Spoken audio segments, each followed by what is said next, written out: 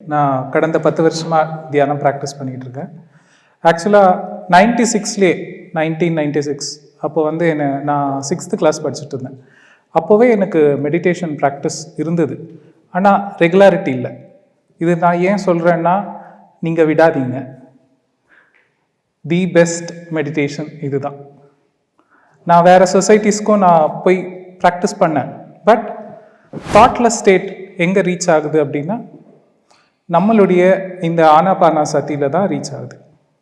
நம்மளுடைய கோல் என்ன அப்படின்னா, மைண்டை எம்டி ஆக்குறது. ஸோ அந்த மைண்ட் எம்டினஸ் இங்கே ஸ்டார்டிங்லேயே கிடைக்குது.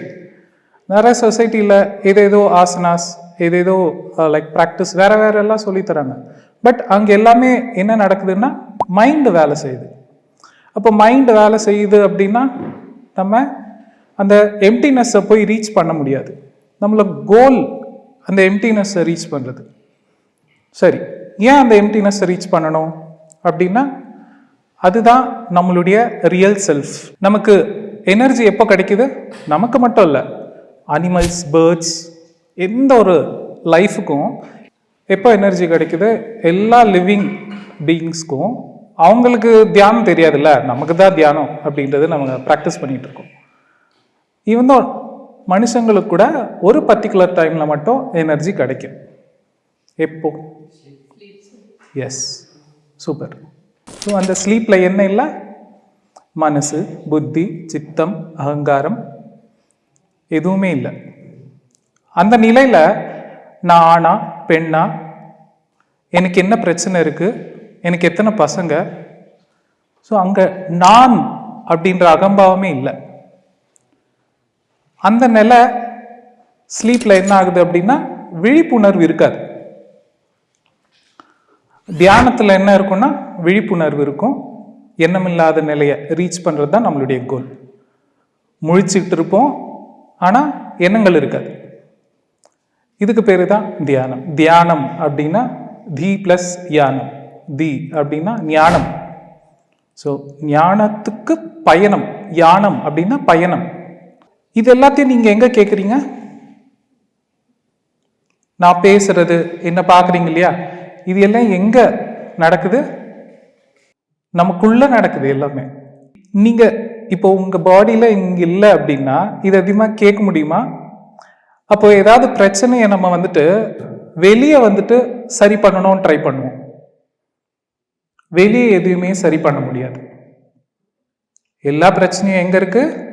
நமக்குள்ள தான். அப்போ அந்த ஞானம் அப்படின்றது எங்க இருக்கு? நமக்குள்ள இருக்கு. நமக்குள்ள பயணம் பண்ணணும். யாருக்கு வலி வருது?